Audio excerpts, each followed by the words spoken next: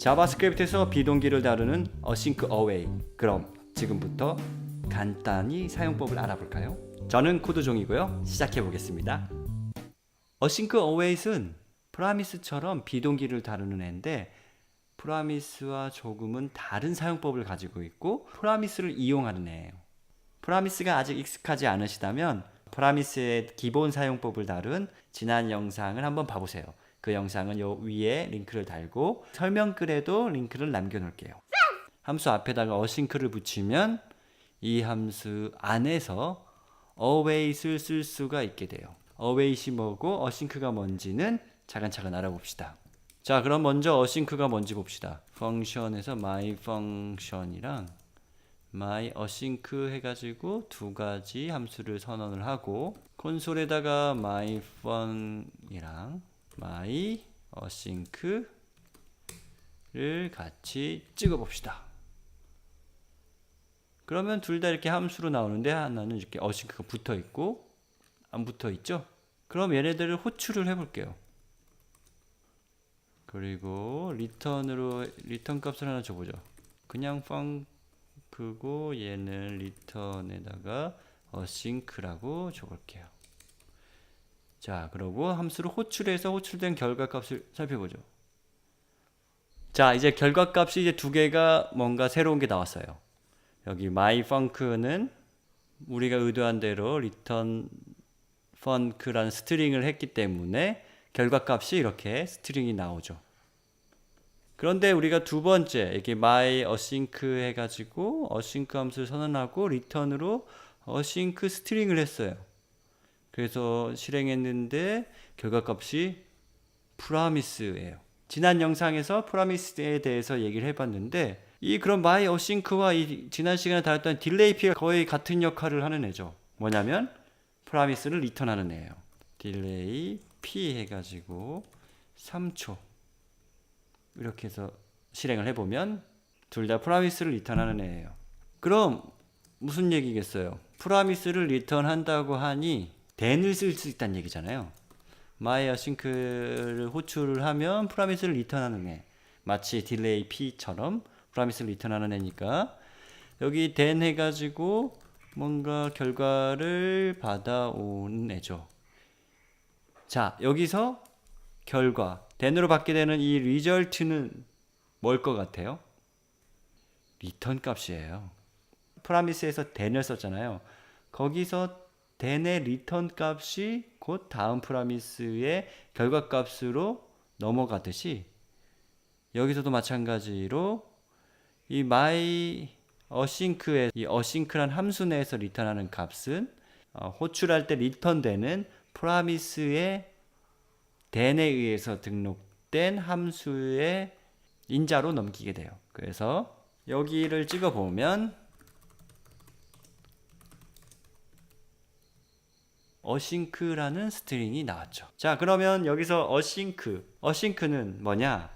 그 함수를 프라미스를 리턴하는 함수로 만들어줘요. 기존에는 이렇게 우리가 명시적으로 new 프라미스를 리턴하는 애를 만들어야 됐죠. 그런데 이렇게 async를 쓰면 프라미스를 리턴해요. 그래서 프라미스에서는 비동기 연산을 다루되 비동기 연산이 끝나면 resolve 함수를 이렇게 실행하고 뭔가 실패하면 리젝트 함수를 실행했다면 여기 async에서는 어떻게 해야 되냐?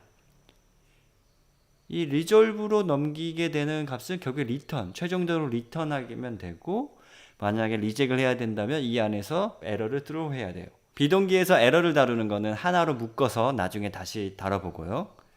오늘은 결국 완료를 했을 때 return 하게 되고 이게 결국 여기로 가는 거다 라는 점이 펑션 앞에 async를 붙이면 이렇게 변하게 돼요.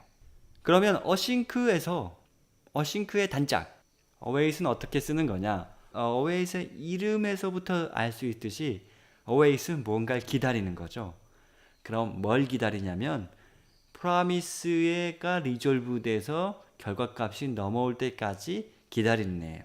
자, 무슨 얘기냐고요? 지난 영상에서 작성해왔 이 예제가 있죠. 딜레이 P 예제.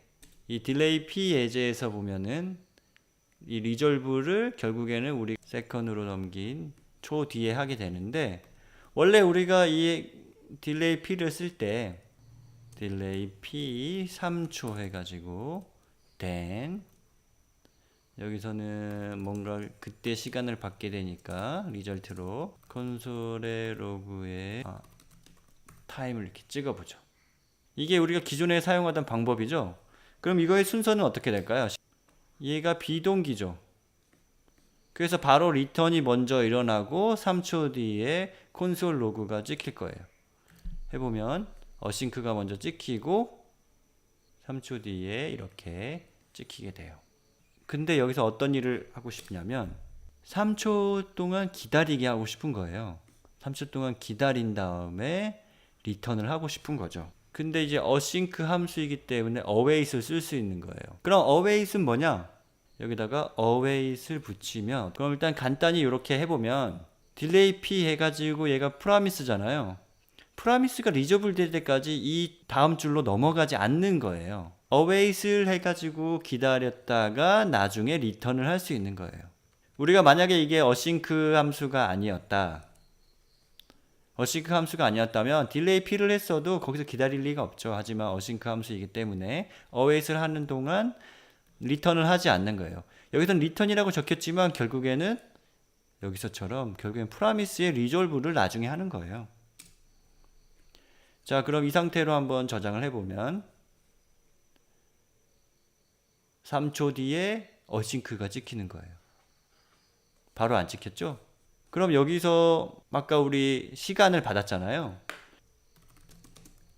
재밌는 게 이렇게 await을 쓰면 프라미스가 리졸브 돼서 then에서 받는 그런 결과 값을, 그 값을 마치 일반 함수의 리턴 값을 받듯이 이렇게 쓸 수 있어요. 그래서 타임을 찍어보면 저장해 볼게요. 그러면 시간이 3초 뒤에 찍히고 그 다음에 바로 이렇게 되는 거죠. 그래서 기다렸다는 거잖아요. 자, 여기서 그러면 몇 가지 더 나가 봅시다. 여기서 만약에 then을 붙인다, 아까처럼 타임을 받는다고 치고 return x를 해요. 그럼 여기에서 헷갈리니까 result라고 바꿔놓고, 그럼 여기에 result는 뭘까요? x가 되게 되죠. 왜냐하면 여기서부터 await 뒤에 붙은 부분 여기까지잖아요. 그럼 여기까지의 최종 값, 그러니까 여기 딜레이 p를 호출해서 리턴된 프라미스에 then을 붙인 거고, then에 이 리턴하는 프라미스를 await 한 거예요. 그러니 여기에서 받게 되는 거는 이 then에서 넣은 then의 안에 있는 것의 리졸브 값, 그러니까 리턴 값. 만약에 이게 프라미스면 프라미스의 리졸브 값이 여기에 들어가게 됩니다.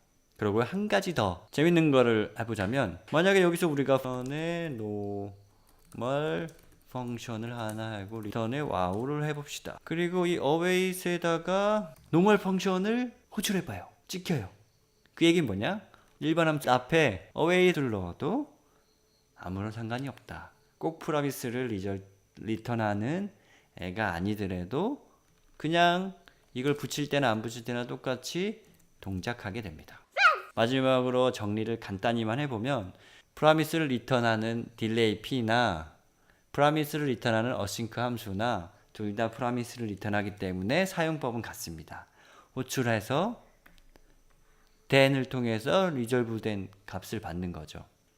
프라미스를 명시적으로 쓸 때는 이렇게 리졸브 함수를 파라미터로 받아서 결과값을 리졸브로 넘기게 되는데, 어싱크는 우리가 일반 함수를 쓰듯이 이렇게 써요.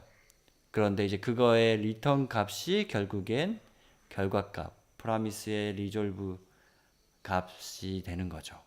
그리고 이 어싱크와 이제 쌍을 이루는 이 await, 이 await은 뭐냐?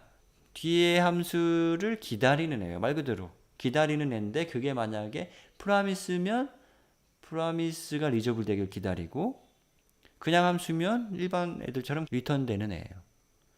그래서 여기가 만약에 프라미스를 하는 딜레이 p일 경우엔 이 리졸트 값으로 여기서 리졸브하는 값이 들어가게 된다 라는 게 async await이에요. 자, 그럼 async await의 기본 사용법, 기본 개념에 대해서 다뤄봤고요. promise와 async await은 promise를 쓰면 async await을 안 쓴다거나 async await을 쓰면 promise를 안 쓴다거나 뭔가 서로 다른 애가 아니라 서로 잘 조합해서 쓰는 거예요. 그래서 이렇게 쓰는 목적은, 가장 큰 목적은 우리가 코드를 짜기 쉽게, 우리가 생각하는 어떤 로직을 표현할 때 promise를 표현하기 쉬운 애가 있고, 그걸 또 async await으로 사용했을 때 편한 경우가 있어요.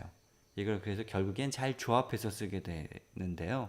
이런 조합해서 쓰는 활용 방법에 대해서는 따로 영상으로 한번 다뤄보겠고요. 그리고 또한 이렇게 비동기를 다룰 때 중요한 거 하나가 예외를 처리하는 방법이에요. 이 비동기에서의 예외 처리에 대해서도 어떻게 하는 게 좋은지 한번 따로 다뤄보도록 할게요. 그럼 궁금하신 점이 있다면 댓글로 남겨주시고요. 다음 영상을 빨리 만나고 싶으시다면 구독, 좋아요 잊지 마세요. 그럼 오늘도 즐거운 코딩 하세요.